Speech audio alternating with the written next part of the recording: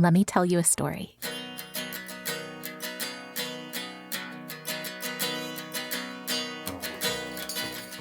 Oh, look, you've got your little bumper sticker. Missouri has maintained So the line is right there. The line is right where the... Oh my gosh, and I can smell the barbecue. Yeah. This In really Kansas wasn't City. what I had in mind until I thought, oh, let's go show Emily the city. An idea. It was once an idea Yeah. that someone just continued to believe in until they... I also hope everything goes well for us both.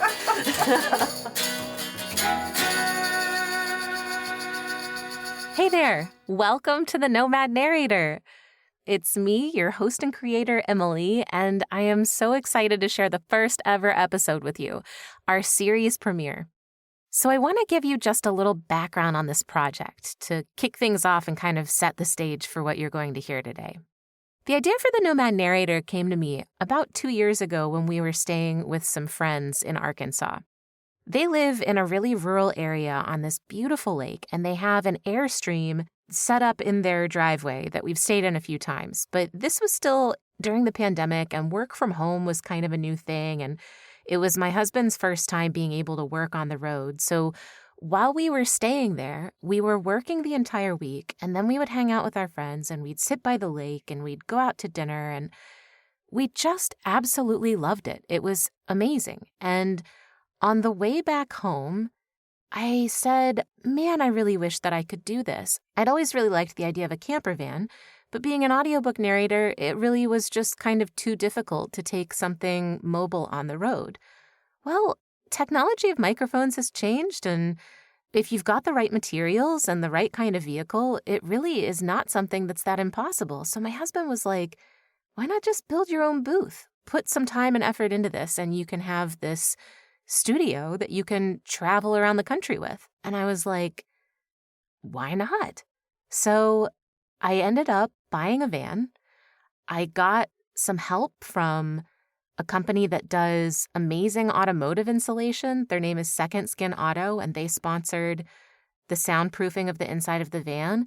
My friend Andy Rudloff, who makes these beautiful murals in the Nashville area, she designed a mural for the outside, and we just have this absolutely gorgeous mobile studio now. You'll see it on the cover of all the things with the podcast. So the task ahead of me now is to take this van out on the road, to visit with and get to know other narrators around the country, because I have been making audiobooks since I was in high school, and there is no better group of people. And the most exciting part is that the audiobook industry has been growing in leaps and bounds over the last decade, and we just keep getting more and more amazing people on both sides of the mic, as listeners, as creatives. It's just a really exciting time for an art form that I think goes back to the beginning of humanity when we were all sitting around campfires telling each other stories. It's like it's come full circle. And in 2020, as the industry changed and shifted, and we were able to move into home studio recording instead of needing to live in Los Angeles and New York the way that it used to be, I really started to wonder how it is that these places that shape us could shape the stories that we tell and what we bring into the booth and what we offer to listeners. So I just wanted to tie all of this together with a big bow and offer it up as like a gift to everyone that loves audiobooks, whether it's people in the industry, whether it's people who are fans of the industry. I just think that we're really ripe for something that is an offering for everybody. And I really want to be a part of that, and I want to help make it happen. So this first episode that I have for you takes place with Sarah Smith Nessel, who I happen to know from an audiobook club that I started. We were not close friends before we had this interview, although I think we can absolutely say that we are friends now. And without any further ado, I will introduce you to Sarah in Kansas City. 1, 2, 1, 2, 3, 4.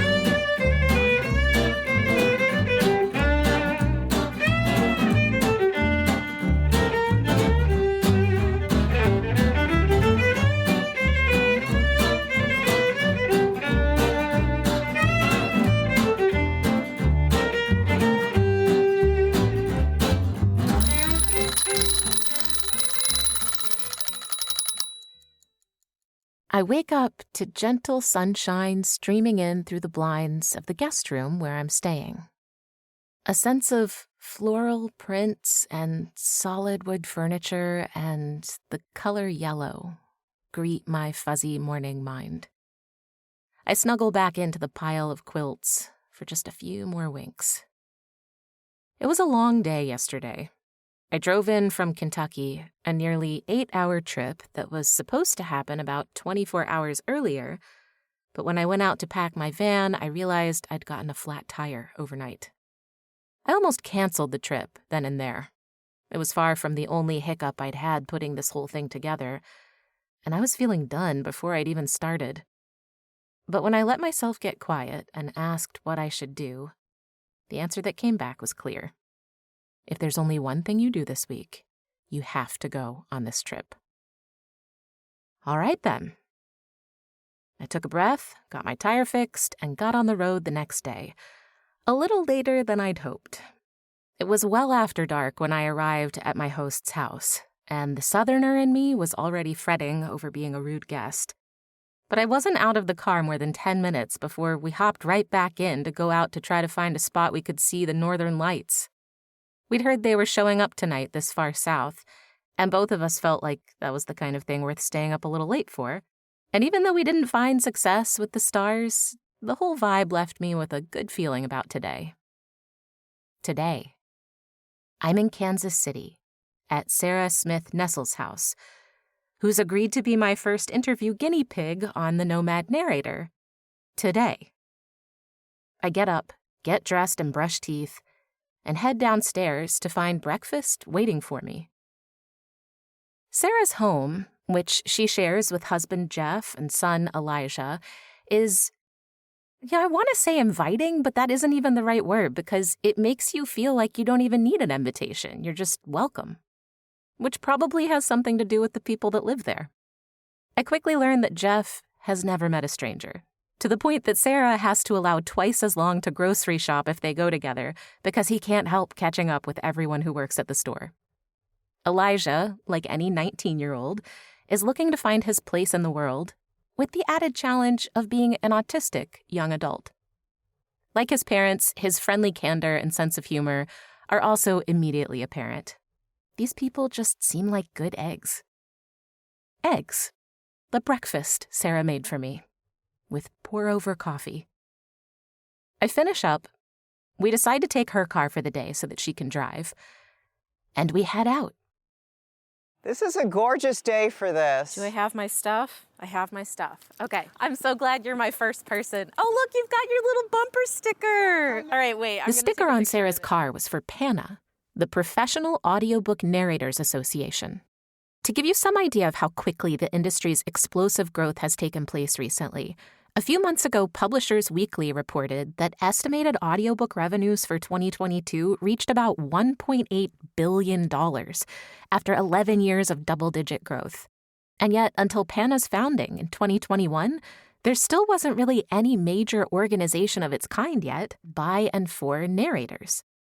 And let me tell you, as rewarding as storytelling for a living can be, it's also really tough to work most of your day alone in a tiny enclosed space for hours at a time. So it's pretty exciting to see even more organizations and opportunities sprouting up to support the craft and business of narrators. Okay, back to Kansas City. Or at this point in our drive, just Kansas, where Sarah's home is. Kansas City proper is in Missouri. At just over 500,000 residents as of the 2020 census, Kansas City is Missouri's biggest city, with a metropolitan area including several counties and, a fact that took me by surprise, straddling the Kansas-Missouri state line. Now, right now we're on State Line Road. This freaks out a lot of people, is that you can go for miles, and that's Missouri, that's Kansas. Wait, the edge of the states? Yeah. For like miles? Miles and miles and miles. I love it. So Missouri has maintained So the line this is side. right there. The line is right where the median is. I want to go stand on it. Sarah told me that businesses will sometimes close and pop up again on the other side of the road just to make use of new tax incentives. And she even knows of one school that has its classrooms in one state and administrative building in the other. We continued on our drive toward downtown, passing through some really posh areas. So this is one of Kansas City's big boulevards. I love those houses with the vines climbing up the walls. Oh, these are really pretty. The town known as Kansas got its start in the early 1800s when French fur traders built cabins in the area. By 1869, the Hannibal Bridge, the first rail crossing of the Missouri River, was completed. And by 1887, there were 15 different railroads passing through Kansas City, cementing it as a national distribution hub. As the population and economy boomed, many of Kansas City's downtown iconic buildings were constructed, and the wealthy meatpacking and lumber barons built their mansions in enclaves on the outskirts of town.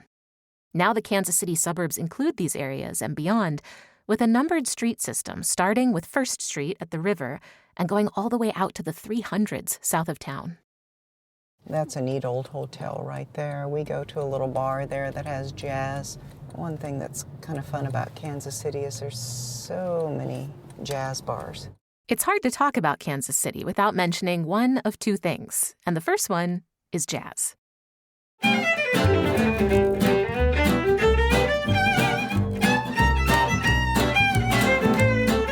The city's central location and a local political boss named Tom Pendergast, who kept liquor laws very loosely enforced during Prohibition, made it a natural hotspot for the late-night jam sessions and musical innovation that turned Kansas City jazz into the soundtrack of 1920s and 30s America. Charlie Parker, Count Basie, and other legends called the city home, and at one time there were more than 100 performance venues, a good number of which, I notice, as we begin to head toward downtown, still exist. Today, Kansas City has a robust performing arts scene with local and traveling theater, a professional ballet company, and several city orchestras, including the Jazz Orchestra.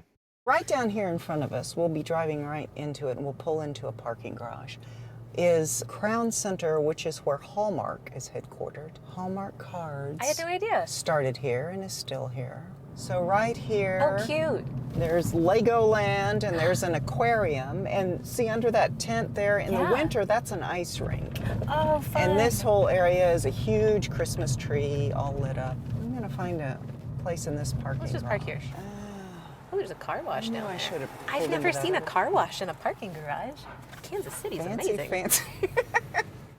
According to its website, in the early 1960s, a blighted area of abandoned warehouses was transformed into the Crown Center, one of the nation's first mixed-use redevelopment projects spearheaded by Hallmark's CEO and his son.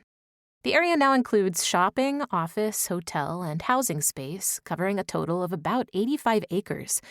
And while I know enough about the history of redevelopment in America to not necessarily accept the success stories at face value, to its credit, I wasn't able to find much criticism of the center beyond some articles over the years from people who simply didn't like it. One thing I definitely did like the minute I stepped inside. Oh my gosh, and I can smell the barbecue. Yeah. Oh, that smells so good. The second thing it's hard not to mention when talking about Kansas City, it's barbecue. Kansas City just got a new airport, and one of the things you notice as soon as you step off a plane is the smell of barbecue. One of the best barbecue places is right by my house. I'm one of those people, I'm like barbecue adjacent. Sarah admits that it is hard to stay neutral on barbecue in her hometown, where in the early 1900s, a man named Henry Perry originated a sweeter style of the slow-smoked staple using brown sugar, molasses, and tomatoes. Mr. Perry sold ribs on pages of newspaper for 25 cents a slab, and his restaurant, originally the back of a trolley barn at 19th and Highland, eventually became a major cultural touchstone of the city's jazz era. There are too many restaurant options at this point to keep straight, and while I'm assured that some of the best local barbecue still comes from unknown spots like the local gas station, as a tourist, you also can't go wrong with heavy hitter Jack Stack, which has several locations across town.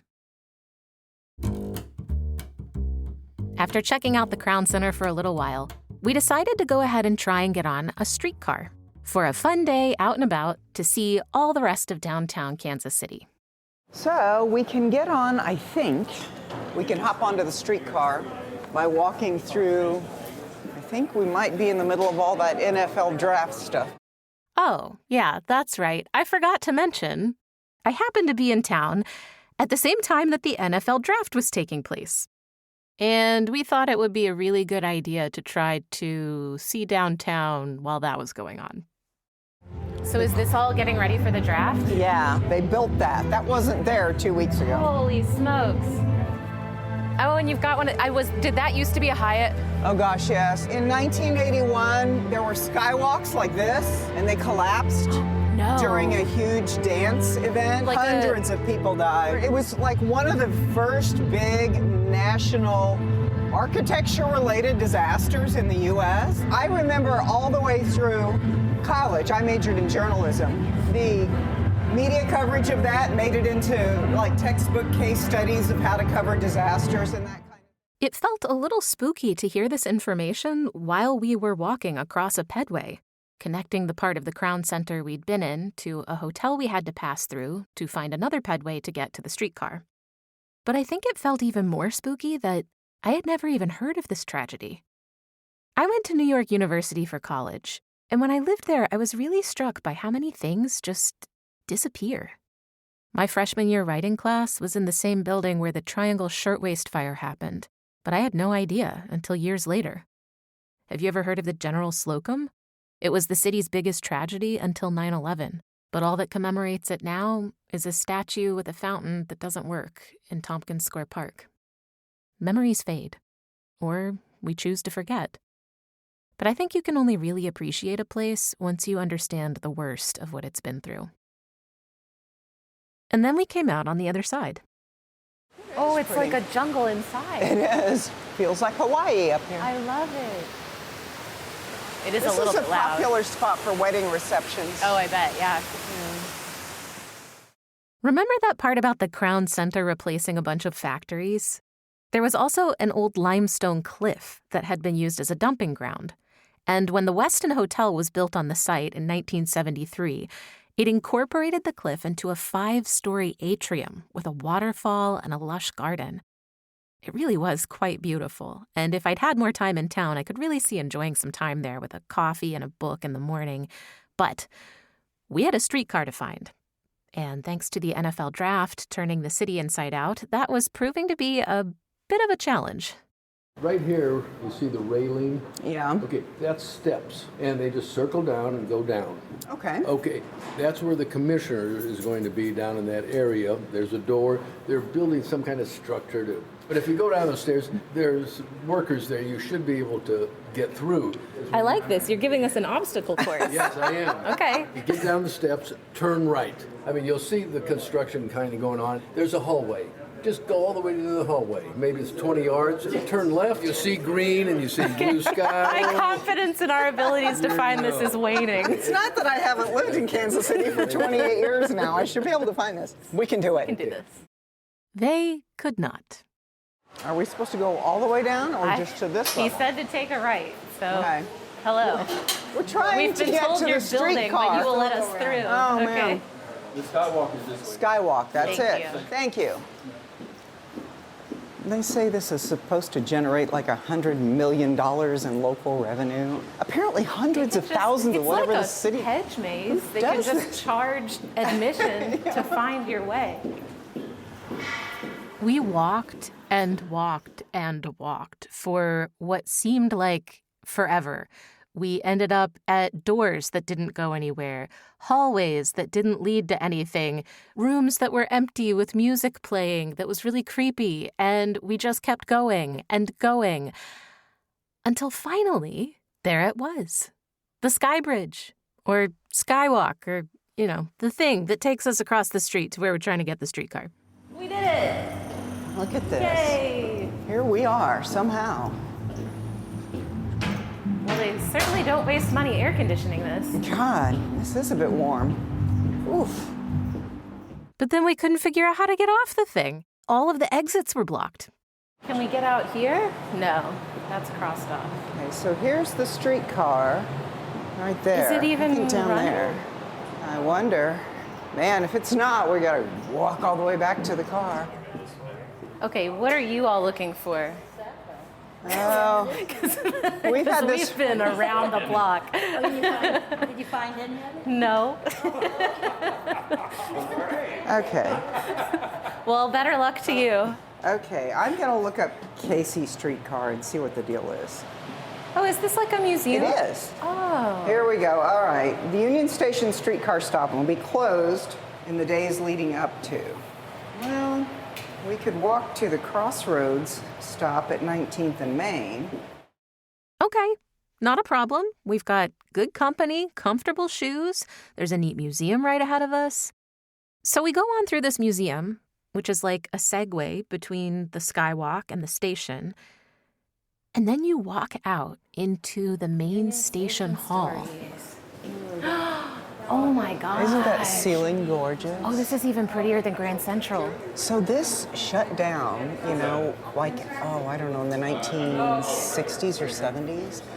And it was just left to fall into disrepair. And they passed a tax. They got people on both sides of the state line to pass this tax, which was a miracle, to restore it and reopen it. And now they have exhibits. There's a science museum. There's a planetarium. Looks like there's a restaurant up there. There's a theater. There are several restaurants. We spent a while walking around Union Station so I could get some good pictures. I love taking pictures. And this place was really neat. But everywhere we turned, there were more tents and ropes and banners for the NFL draft, blocking off or covering things up. And we still weren't really sure where we were headed, but I think we were starting to not really care. My husband. Local news has been saying stay away from the Union Station area. Well, we can We try. don't stay away. We're podcast journalists. Yeah. I'm thinking there used to be a footbridge. There's an IRS thing here. There is. There's an IRS office. There's everything. This really is an entire There's civic center. And it's right by got the the- Museum of Revolution. Okay, wait, let's get that. That's awesome. It's like Harry Taxpayer Potter. assistance, Casey election board. You got the election board and the IRS office in the same place as the Children's Science Center and IMAX. Really not a bad idea when you think about it. All right, I'm a little heartbroken that the Museum of Illusions is closed because I don't know if you know this about me. I used to stage manage New York City's longest running off-Broadway magic show. Oh my God. Mm-hmm. I love that. We came, one of our big performing arts centers, which we'll go by if we can ever actually get on the streetcar, had Penn and Teller. So you stage man, that has got to be, of all the things to have to stage manage, I would think a magic show would be one of the hardest. It was really fun. And the best part was, so I was like my 18. God. I was like 18. And it was like all these like old like grizzled magicians. Well, I mean, they were old to me then. I don't know how old they actually were. They were probably like in their 40s. 30, I know. But they were all like, these older men, and some of them were like the only people in the world that could do the different tricks that they did with cards and things. So cool. So we would all go out after the show. We would all go out to eat at the Focacceria on McDougal Street. And they would do tricks. Yes, they would do tricks, and they would talk about all these places that they'd been and things that they'd done, and they were so welcoming. And I just got to go hang out with these guys every Monday night. It was so fun. I've only personally ever known one magician, and he was coming back from work one night, not a magician job, but like some late night job. He was a bartender or something. Now, I could be leading us totally astray here. She was. But anyway, he was exhausted. And so he started drifting and he got pulled over by the police. And the cops pulled him over and they made him do the, walk and all that. Did he start doing close-up magic with them? He started doing magic. And their jaws are just dropping. They let him go with a warning. And then a week later, he gets this letter in the mail. It says, "Dear Mr. Eberhard, you don't know my name, but I was one of the officers who pulled you over last Saturday night. You did some card tricks for us. I am organizing our Fraternal Order of Police fundraising banquet. We were wondering if you would be available to come and entertain." So, yeah. That's a great story. I just love the idea of show us your license. Take out your own wallet. It's inside. Oh, man. At this point, we're just walking. I'm not paying any attention to where we're going because I think that Sarah knows. And I think Sarah wasn't paying attention because she was really happy talking about magic. And before either of us knew it, we looked up and we were standing in a train yard. This looks like the trains in India. It does. I think it's... here for historic value, perhaps? I don't think it was an active train yard. That seemed to be on the other side of a fence. But it was maybe an old train yard where they were storing things. Sleeping car. I'm sure it's locked. Yeah. I bet we're not supposed to be on this thing. Ah. Do we want to still try to get on this? I think we should try to get on the streetcar. I think so too. If you want to walk back to our car and just find some way to drive over there. Yeah, that'd be fine. To be honest, I think I kind of thought we were already walking back to the car. I really don't remember what was going on, but we decided that it looked like we could get to the other side of the train tracks using another pedway that would keep us from having to go back through the maze. So we headed in that direction. None of this is closed. Can we walk up something over here? I don't know. And is this the streetcar? I don't know. Or is that a train? That's an Amtrak train. That sounds okay. like a train. Yeah, that's an Amtrak. See, because it kind of looks like there might be stairs right inside there. It does. Oh, well, you're right. This is open. And there appears to be no one here to stop us. Oh my gosh, it's a giant train. It is a giant train. Yeah, I'm sure we're not supposed to be here. If there is a stairway right inside here, if there's not, I think we should turn around. Wow. Oh my gosh. Yeah, I don't see a stairway anywhere. I don't either, but this is so cool. Oh, you know what this is? This is like the set type shop for the museum exhibits. Yes. Is what this is. There's all this Christmas stuff. We better get out of here. We couldn't find a stairwell, we couldn't get to the pedway, and we didn't actually want to get arrested, so we decided to retrace our steps and go back. We settled in for a long walk. So you're my new favorite friend for wandering around abandoned train yards with This in really Kansas wasn't City. what I had in mind when I thought, oh, let's go show Emily the city. I once had a friend who had a T-shirt made up that just said event staff, and he would go places. Around places? Well, the key thing is you also have to carry a clipboard. Okay. No one will question you if you have a clipboard. And then all of a sudden, There's the bridge. Duh, I Oh. didn't even see. There's actually an arrow pointing to it. Does that mean that we can go this way? it did not. But we didn't know that yet. Now, this time, we thought we would do our due diligence, and we actually asked someone who worked there selling train tickets if we could get to the other side of the tracks with this bridge, and they told us yes, so off we went. But there must have been a miscommunication because, alas, it was a bridge to nowhere. But it was pretty high up. And there was a really lovely view of the whole Kansas City skyline. And we pointed out different buildings, and I got to take pictures, and we laughed, and it was great. Breathtakingly beautiful. Oh, neat. And the view from in there, see, this side of it is all glass. Yeah. And the view from there is just spectacular of this whole lower part of downtown. What's it called? What's The its name? Kaufman Performing Arts Center. Kaufman Performing Arts. Those things behind it are sculptures on top of a convention center that stretches over a highway. So sculptures on top of... Yeah, those are the suspension things. You can kind of see the wires. I just think, like, if I were a person from, like, 70 years ago and I saw something like that... You guys, I have to have meant 700 years ago because 70 years ago was the 1950s, and I just don't think they would have been that impressed by a suspension bridge. When I saw something like that, I'd be like, what the... How Honestly, do you do that? if you saw something like this, can you imagine? Now here I was still staring dreamily out at the skyline. Eventually, however, I did realize she was talking about her phone. I mean, this is Oh, magic. yes. I mean, what's the saying? Any sufficiently advanced technology is indistinguishable from magic. It really kind of is. I mean, if you were from 100 years ago, you would have no other choice but to think that is magic. You know what's interesting to me, too, is that, like, people make fun of ideas of things like manifestation and all of that. But when you think about it, everything that we have that exists in this world today was... once manifested. an idea. It was yeah. once an idea Yeah. that someone just continued to believe in until they And brought it to made fruition. it happen. Yeah. Yeah. We are living the manifestations of our ancestors. This is nice to just stand here and look, though.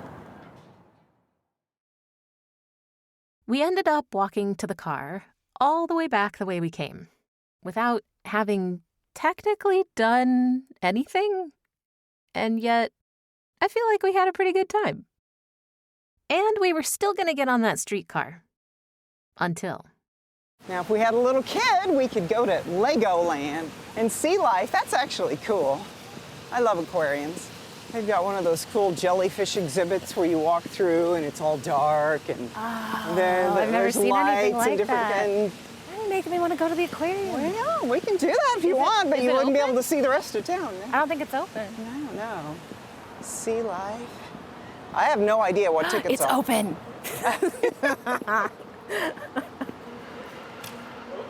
Let's see how much it is, because if it's like $40, I don't know that I want to see the jellyfish I that have bad. no idea.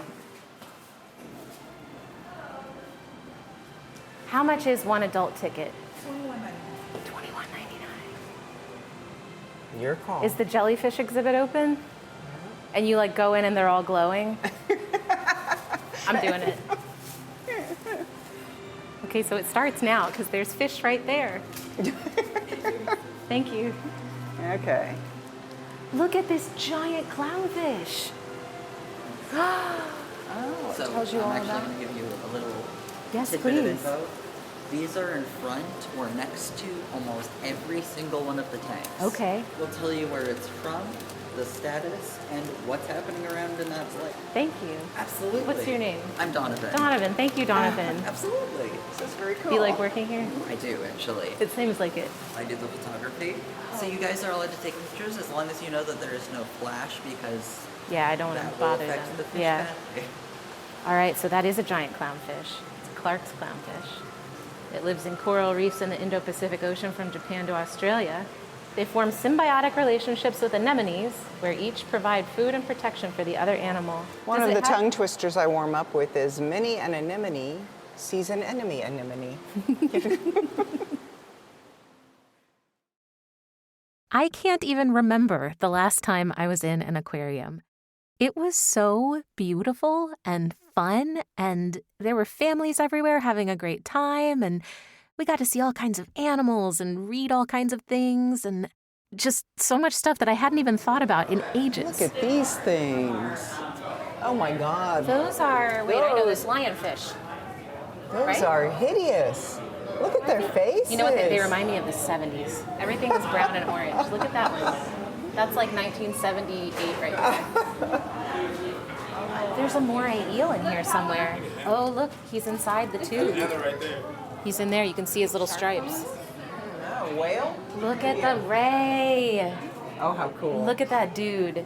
If you look at them from underneath, it looks like they're smiling. Really? Yeah, they're cute.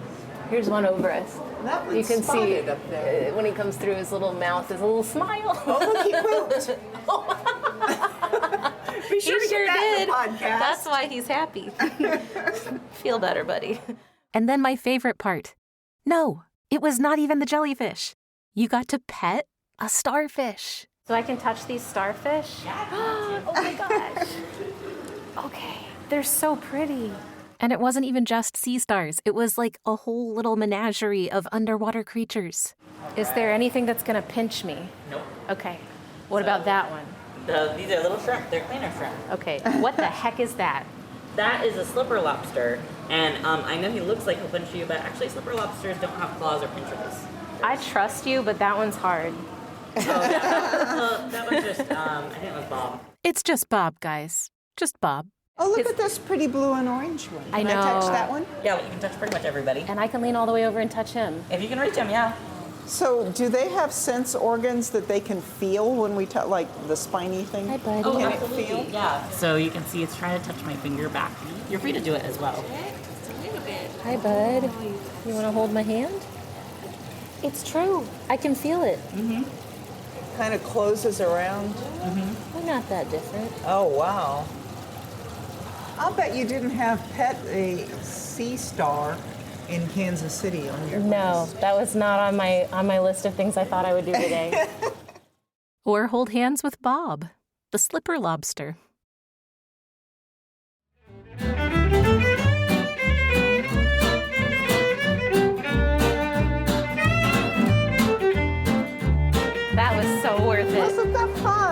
So worth it. See, part of my project for myself is to be more spontaneous. That's one of the most spontaneous things I've done in years.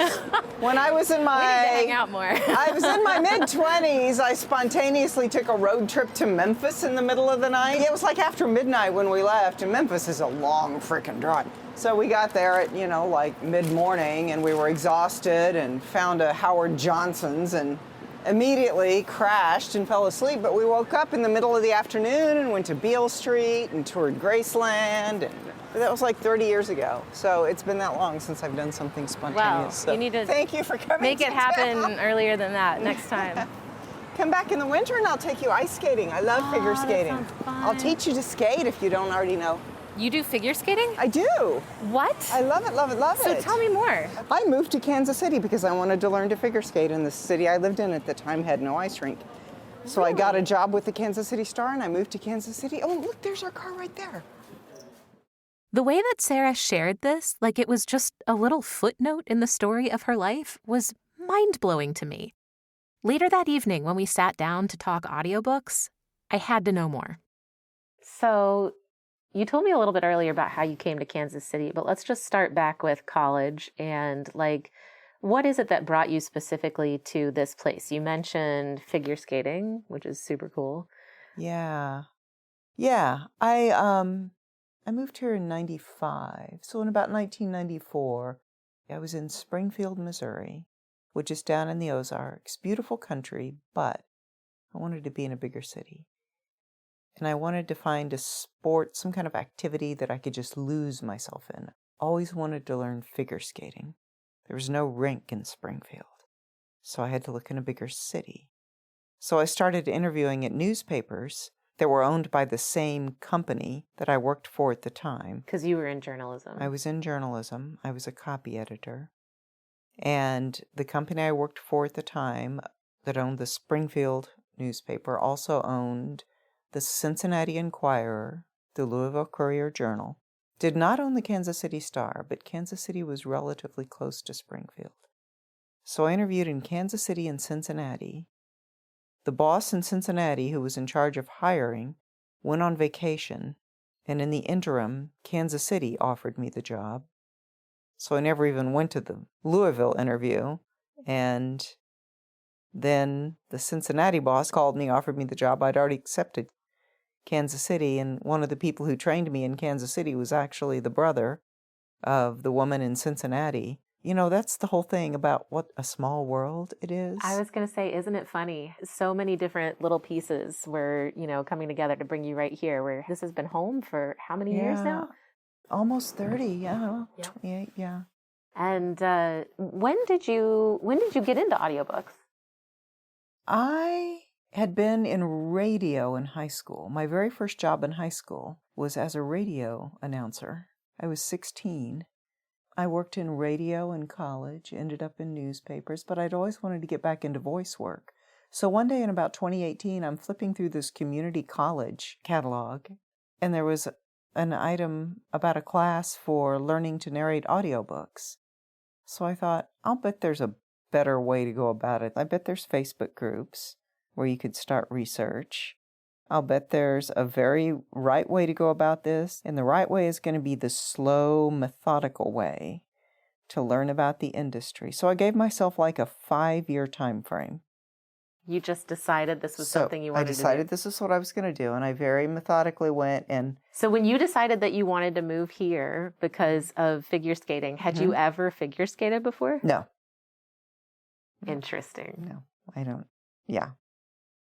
When I decide, I get real focused, and I still figure skate to this day. I love it.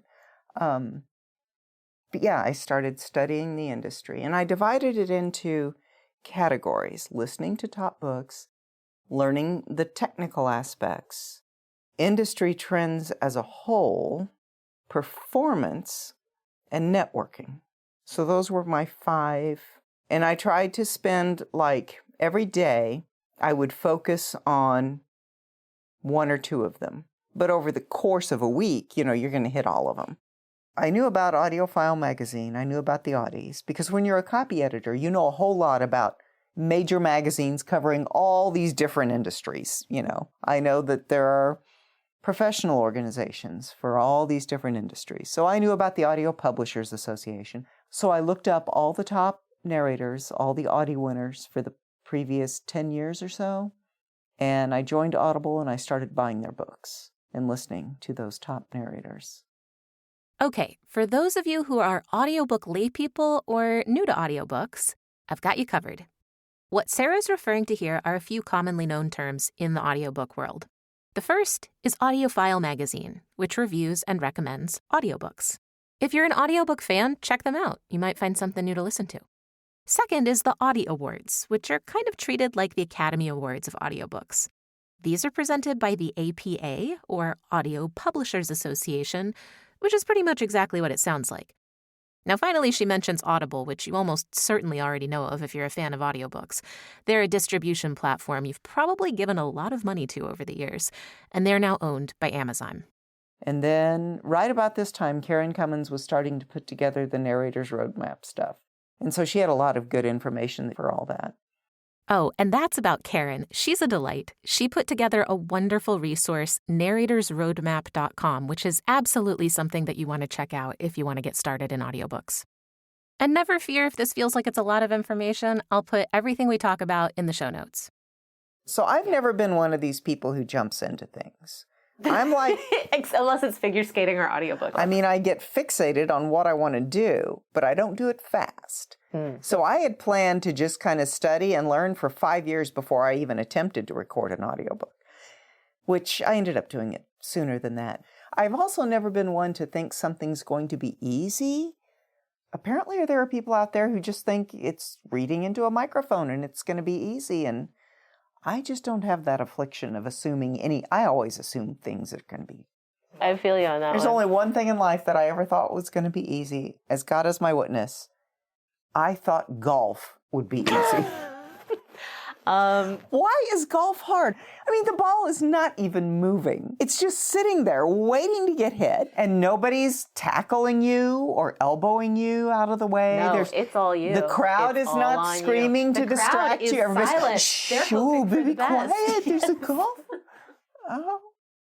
I'm still astonished at how hard golf is. I mean, it's fun to drive the cart. The cart is cool. I'll do that. Yeah, okay. I want a Vespa, too.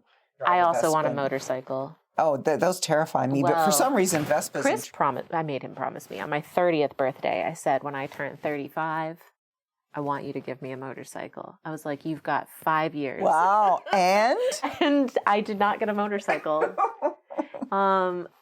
Bring it up in book club. See what happens. Okay. Casually mention motorcycles. I'm sure we can fit that somewhere into the next book's discussion then. Okay, anyway, where were we? Okay, so explain a little bit more about when you say that you're not someone who usually jumps into things, but you have these two, figure skating and audiobooks. What is it that happens like internally when you make that decision? I don't know where it comes from, but there's this weird phenomenon I've noticed. Like all my life, I've had this dream where you're living in a house and suddenly you discover all these rooms you've never used. Have you ever had that dream? I have not. Okay, I've had that dream a lot. What happens? I'm just walking through this house and all of a sudden I'm discovering all these rooms I've never used. But the more of these things I do in my life, like the figure skating, the audiobook narration, the less often I have that dream. And the fewer rooms there are in my house when I do have the dream that I haven't yet used. That is incredible. It's the wildest thing. And I didn't make this connection for decades, but I had that dream as a child. When I was younger, it had a whole lot of unused rooms, and now it has fewer. And every time I add a big thing in my life or pursue a path that interests me, like learning to play an instrument or traveling to a specific country that has always been the dream, the house, the unused rooms are gone. That is I'm going to need to sit with that for a while. I did too. I was not expecting that to come out in this interview. That's deep. Oh. Okay. It's a lot deeper than, oh my God, golf is hard. But golf carts are nice. Golf carts are cool. Yeah. All right. So how long into your sort of self-guided learning process did it take before you felt comfortable, I'm going to invest in a booth? As you can probably guess, being a home narrator and having a professional quality sound booth can be quite expensive, so it's a leap that many do not take lightly. They can really run anywhere from a couple $1,000s up to over 10 grand. I had it in my head that I was only ever going to do nonfiction because my whole background was in journalism. My background's not in theater or performance or anything like that. I started studying with Sean Pratt. Sean is a really well-known narrator and coach who loves nonfiction. And I worked with him it takes like a year and a half to get through his course, realistically. And in the meantime, I was trying to set up a space in this house, and no place would work. Too much noise. This house, it's old, it's creaky, it's got a lot of tile floors and hardwood floors, and it's got 2 other people living in it. And I'm finally like, I've got to get a booth, or it's just never going to happen. And about that time, I was working for this company that had this really robust cybersecurity protocol for all of us. We had to take all these cybersecurity classes, and one of the things they did was they would send us fake phishing emails and that kind of thing to see if you open it. The point is, an email landed in our inboxes one day saying our company was being sold, and that those of us who'd been there since the beginning were eligible for our stock options to be exercised. We all thought it was fake, and we started deleting it because we'd been getting in trouble for opening tempting sounding emails. Well, it turned out to be real, and I got stock options because I'd been with this company for a decade, and the stock options were enough to buy a booth. So this money just kind of landed in my lap at an unexpected time. It's funny how that happens, isn't it? Yeah. That's the same way that we got the bar. Is it really? Yeah. Yeah. Before the COVID-19 pandemic, I briefly owned a bar called Shots. It was super cute and a ton of fun, and it taught me some of the greatest life lessons I'll ever learn. We actually have a saying now that whenever we're like, kind of feeling a little tight on money or something, we tell each other, you never know what's in the mailbox.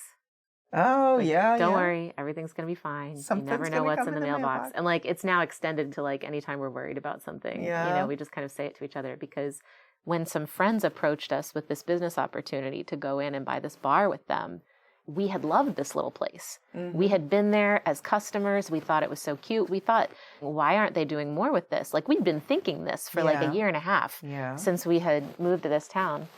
And then it went on the market, and there was a quota on how many liquor licenses you could get in the downtown district at that time. So if anyone wanted to open a bar, they could not. But we, in buying this place, would be grandfathered in with the liquor license. Right. So it was really kind of a unique opportunity. And we looked at the numbers and we were like, yes, let's do it. Why not? But then when it came time to actually buy it, our partners both lost their jobs. So we didn't have enough to buy the bar. And we were like, what are we going to do? As we're trying to make this decision, we go and open the mailbox one day, and there is a check for the amount that we need. Really? Yes. Exactly? It was half of the cost of the bar. Wow. And we were like, where the heck did this come from? Turns out Chris had signed up for a class action settlement against Coinstar on behalf of visually disabled people in California. And it was hilarious because I distinctly remember there was a day when he had no money. He was completely broke when he lived in California. And he was on SSI, and then it would run out at the end of the month. Yeah. And he was scraping change together to buy food. My son's on SSI. Yeah, so he got all of his coins together, and he went to the Coinstar machine, and he put it in. And it gave him an Eddie Bauer gift card instead of cash. Oh my God. And there was no way to fix it. And there was so I distinctly remember this because I had to send him money, or we were dating at the time.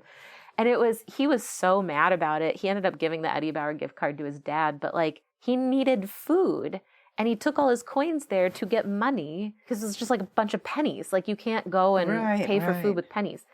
So because of that one time, and thinking like, all the blind people get screwed over by this, but no one cares because there's only like 5 of us that are ever going to say anything. Yeah.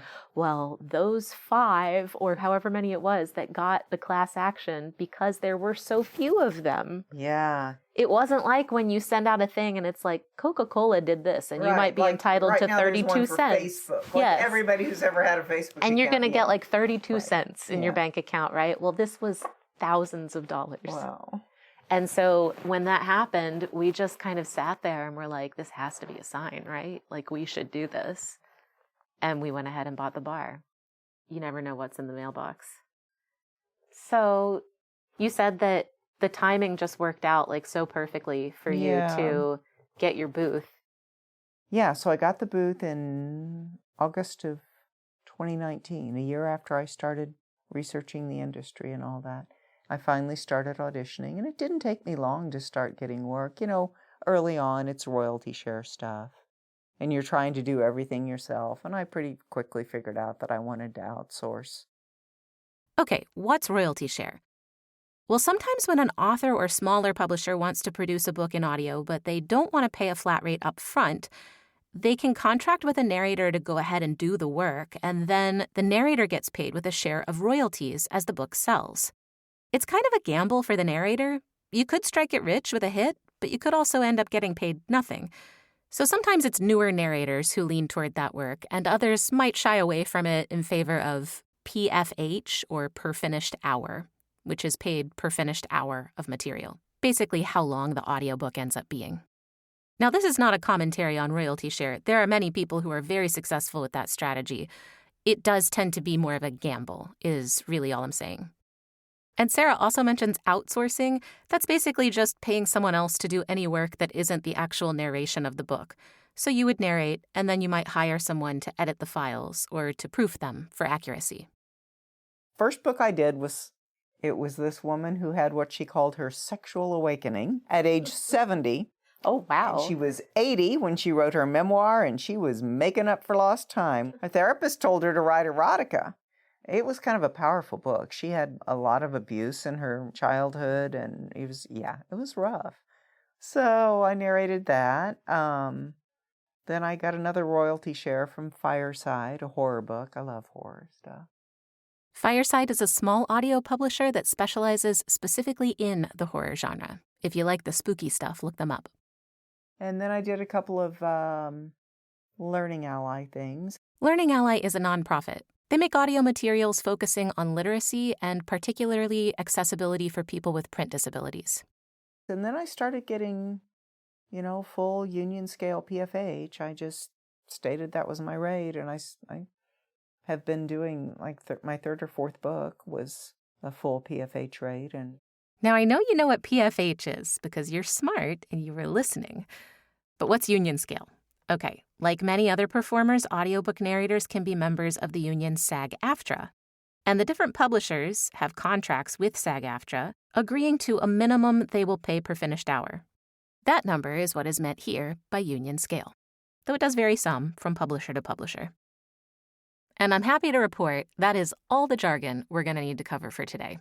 And just check out the show notes if you need a refresher on any of it. I'm about halfway through 2 series, and they're very different. They could not be more different. One is techno-dystopian, futuristic sci-fi set in Europe. The other's Christian cowboy country romance set in Texas. I don't know if you've noticed, but neither of those is nonfiction. I know. I've got a grand total of 2 nonfiction. This memoir by the woman, and one for University Press audiobooks about Hurricane Katrina. So that did not go according to plan. Not the way I thought it would go at all. How have you enjoyed that you've done more fiction? Yeah, it's fun. Okay, cool. It's fun. It really is. Accents are hard, but So how did you meet these people? Did you follow Sean's course of author reach outs, and that's how you got these jobs? It was pure luck. I mean, the cowboy romance author, I auditioned on ACX for a single book. And she wrote me and said, I don't want you for that book, but I've got this series of 11 books that I'd love to have you do. Oh, darn. So I never did get the one book, but I got 11 other ones. And then the author from Finland just reached out, and I opened my email one day and she said, "We've seen your website and we think you would be perfect for this 21 book series, but I'm slow and it takes me longer than it should." But Okay, so tell me a little bit more about that, because all day you have been saying that you feel like it's time for you to move on from audiobooks. I do. I'm not good enough at it. I don't want you to say that. Well, 30 minutes of finished audio a day is really good for me. I can't even bring myself to listen to my own samples. Like if I were really going to stick with this, I'd update my samples, which do not at all reflect my current skill level. Well, but here's a question. When I very first started my When website. you say, if I stick with this, I need to do this, do you?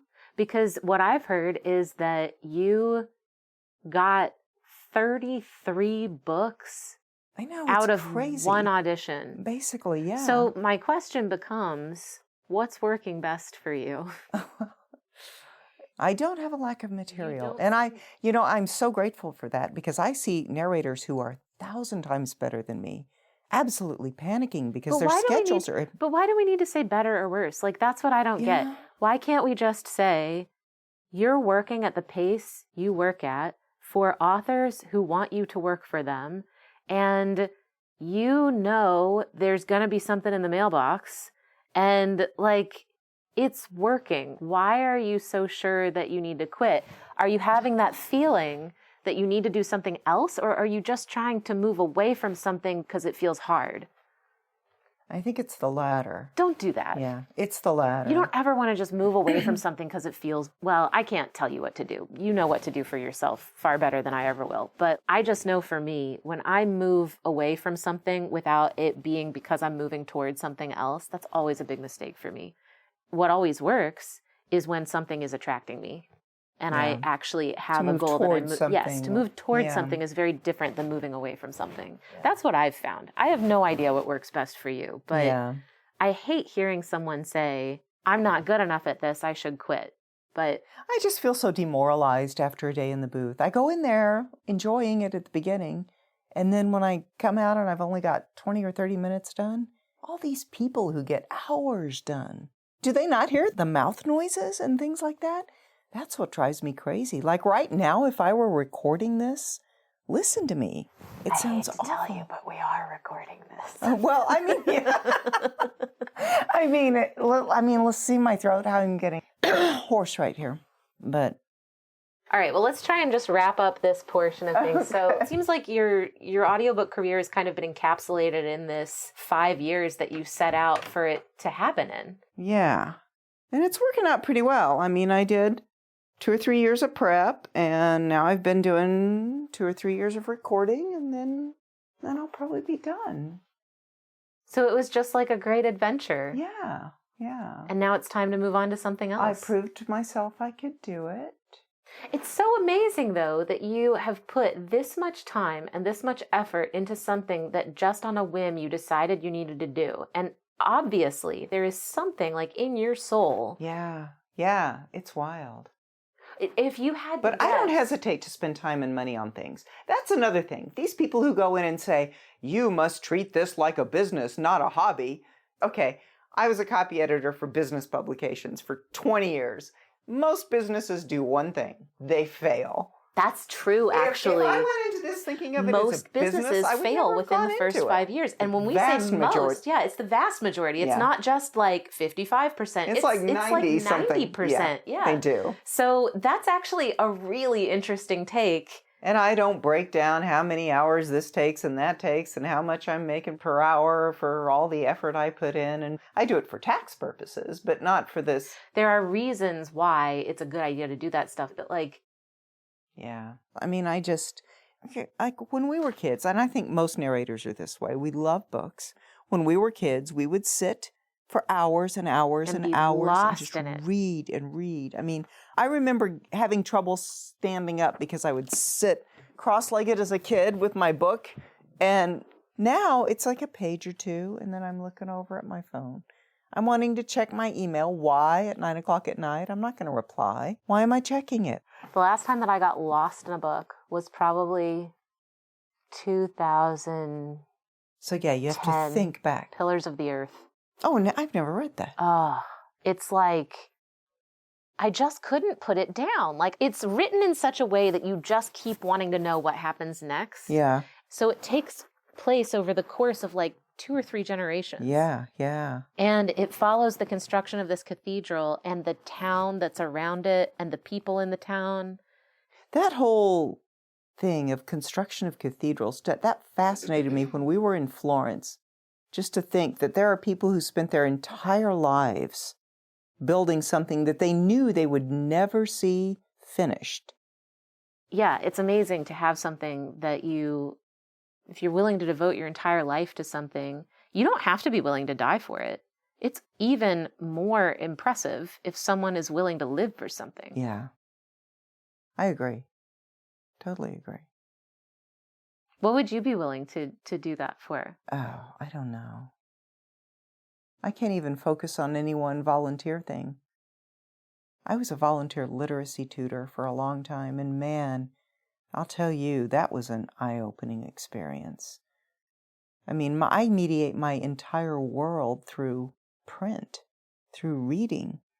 I mean, from the minute I get up in the morning, I read a digital newspaper that's huge, and it's local, national, international news, and I spend 2 hours with that every morning before I even start my day. And then my day, for decades, was copy editing for 8 or 10 hours, and then I'd read a book at night. And, now it's narrating for several hours, and then I read a book at night. And then when you're in a situation where you're teaching someone to read who's never read, it's astonishing how they see the world. And some people who are even pretty profoundly illiterate can figure out words like, so they see the McDonald's logo, and it's got the word McDonald's, and they know it starts with an M sound, and they see that big yellow M they associate with that sound. So when they see that written, they'll make that connection. But yeah, it's... Do you think that that's how your son taught himself how to read? I have no idea. That whole hyperlexia thing, it's the functional opposite of dyslexia, and they've done imaging of kids with autism who have it, and it has something to do with the structures of the brain that decode letters. And he pretty much taught himself, but I read to him constantly. And he had this little book called Chicka Chicka Boom Boom that had the letters of the alphabet in the back of it. And it had capital, small, capital, small. And I called them Mama A and Baby A, Mama B cute. and Baby B. And that, he immediately got that Mama Baby thing when I did that. And I would trace with his finger these letters. And he really enjoyed that tactile sense. And I think those two things helped. But this hyperlexia thing is super common in kids with autism. And a lot of kids with autism have a lot of sensory sensitivities. I mean, with my son, seeing other kids that he would be in special therapy programs with and everything, so profoundly affected. I mean, he hardly has any compared to some of those people. Can Yeah. I come in? Yes, Sure. come on in. Oh, How was your hi. day? Really good. How's yours? Good. Awesome. Can I play covers of songs for you, please? Like which ones? Anything. Can we Anything, do that's a that broad tomorrow? choice. Because it's getting late and I'm ready to go to bed, and I think Okay, Emily I is guess too. we won't do it tonight. I guess it's too late for me to play covers of songs. Is this guitar? You want to play guitar? Maybe Yes. tomorrow? What songs are you planning on playing? I don't know. I'm going to have her take a guess on the songs I'm playing. Oh, yeah, he likes to play songs and you have to guess what they are. Oh, I can do that. Yeah. Yeah. Okay. Good night. I hope all goes well for you both. Everything will go well for us both, I'm sure. That's a nice wish. I also hope everything goes well for us both.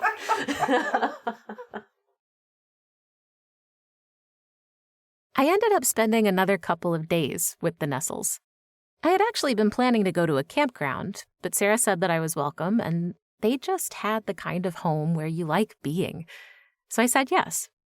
And I worked out of their guest room, and I thought about what it would be like for this house, this city, this spot on the globe to be the center of my life for the last 2 or 3 decades. And there's a thing I've noticed about myself being from Louisville, and I wonder if you can relate. It's like no matter where else I've lived or where I go, there's always this kind of map in my head that orients me to where I am.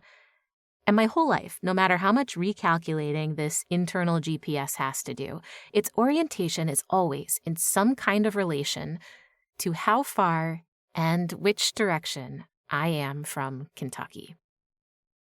And when I think about how we all have this different nexus of our universe, no matter what it might be, it's really no wonder we all see and experience the whole world a little differently.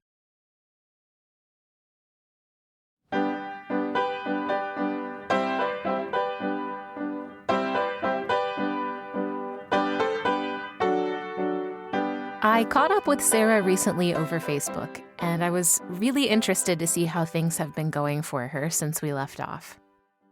She let me know that she has decided to step away from the industry, but she's looking forward to moving toward a downsized life with her husband in Lawrence, Kansas, a cool college town she had mentioned to me earlier.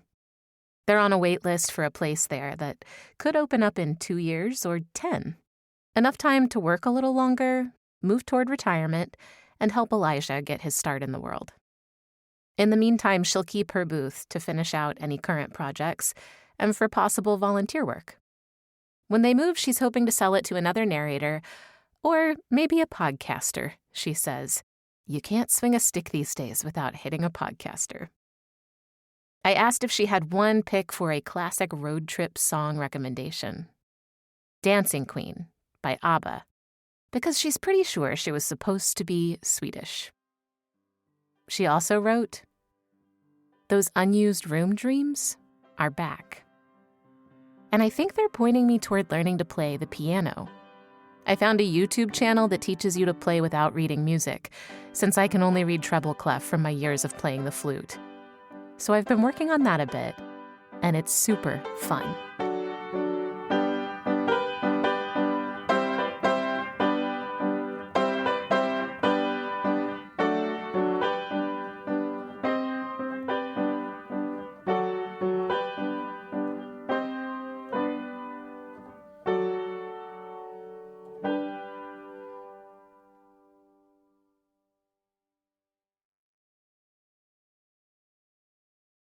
Thank you so much for listening to the first ever episode of The Nomad Narrator. This project has been such a dear piece of my heart for many months now, and it is just a real treat to be able to share it with everyone. If you liked what you heard here today, it would mean so much to me if you could please take 30 seconds to do these 3 things. First, please follow this podcast in your app of choice. So just go to the show page for The Nomad Narrator in Apple or Spotify and click the follow button.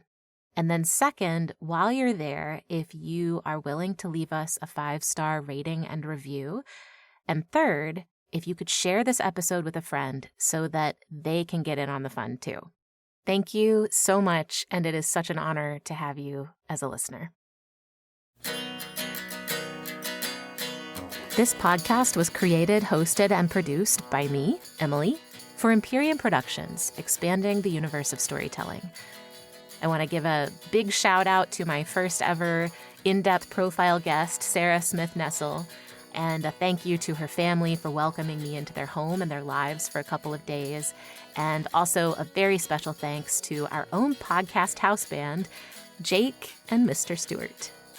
I'd also like to acknowledge all of those who've helped the Nomad Narrator to get on the road and on the air, including everyone who shared and donated to the initial GoFundMe campaign, the Kentucky Foundation for Women for a very generous grant, Second Skin Automotive, who sponsored the Mobile Studios sound treatment, Sherwin Williams, who donated paint for the mural completed by Andy Rudloff and a team of volunteers at Louisville Visual Art, Brett Riley and Sarah Sibley Heron for pulling off the world's most epic photo shoot, and Tracy Raftel for turning those pictures into our beautiful website.